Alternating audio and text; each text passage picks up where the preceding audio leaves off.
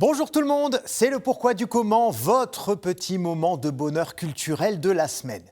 Je vais commencer par faire appel à votre mémoire. Vous vous souvenez peut-être que l'an passé, je vous avais parlé de l'expression « l'habit ne fait pas le moine » avec cette histoire digne d'un James Bond où un membre de la famille Grimaldi se déguise en franciscain pour infiltrer une forteresse ennemie. Eh bien, on va rester un petit peu dans la même thématique. On peut dire que si l'habit ne fait pas le moine, de son côté, l'habit du moine fait des expressions et des appellations très intéressantes à analyser.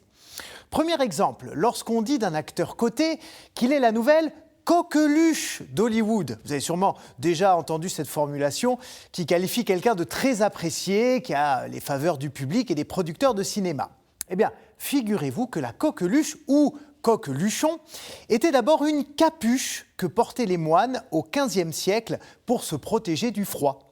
Et c'est elle qui semble être à l'origine du nom de la maladie respiratoire qui touche aujourd'hui principalement les enfants. Parce que ceux qui la contractaient à cette époque portaient systématiquement une capuche, comme celle des moines, pour éviter de contaminer leurs proches. Et à partir de 1625, le sens figuré du terme apparaît pour parler d'une personne dont tout le monde s'éprend. On disait prendre la coqueluche pour quelqu'un, c'est-à-dire qu'on considérait de façon métaphorique que l'amour nous donnait chaud à la tête, comme quand on portait la coqueluche pour se protéger la tête du froid. Bon, là, ok, on s'est un peu éloigné du vêtement, mais il y a bien des habits ecclésiastiques qui sont devenus nos vêtements civils. Vous avez sûrement déjà entendu cette expression un peu triviale, baisser son froc, pour dire baisser son pantalon. Eh bien, le froc a longtemps désigné, dans l'habit du moine, ce qui couvre la tête, les épaules et la poitrine du religieux.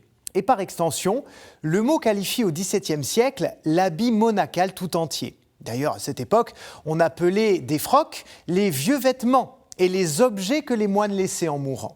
C'est au XXe siècle que l'argot a récupéré le froc et l'a déformé pour lui donner le sens de pantalon. En voici un autre. Moi, quand j'étais petit, vous savez que j'allais à la montagne, ma mère me mettait une cagoule pour me protéger du froid. C'est ce qu'on appelle aussi un passe-montagne et ça revient d'ailleurs beaucoup à la mode. Eh bien, figurez-vous que ce mot cagoule a une origine religieuse. Il est issu du latin cucula, qui signifie vêtement de moine. Il désigne d'abord un habit d'une seule pièce avec un large capuchon, puis il se répand pour parler de la seule capuche fermée et percée à l'endroit des yeux que les pénitents utilisaient et utilisent toujours pendant les processions. Bon, toujours pour vous raconter ma vie, vous en avez un petit peu l'habitude depuis le temps, j'ai fait 15 ans de basket. Et pendant les entraînements, vous savez, on mettait des chasubles. Ce terme, qui désigne depuis le IXe siècle un vêtement sacerdotal à deux pans et sans manches que le prêtre revêt par-dessus son aube pour célébrer la messe. Et l'apparence des moines a également été utilisée pour décrire certains animaux. Sur la photo là, est-ce que vous le reconnaissez ? Ben oui, c'est un singe capucin et il porte ce nom-là tout simplement parce que les moines capucins ont la particularité d'avoir à la fois une tonsure sur le dessus du crâne et de porter un habit qui comporte une capuche qui couvre également les épaules.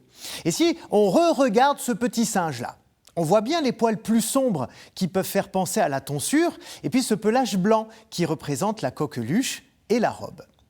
Bon, on a fait un joli voyage lexical, il me semble. Bientôt, on va me traiter d'obsédé textuel si ça continue. Ben oui, messieurs, dames, mais moi j'assume et c'est pour notre bien après tout. En tout cas, je vous remercie de m'avoir accompagné. Excellente semaine à tous et on se retrouve évidemment la semaine prochaine. Bye bye.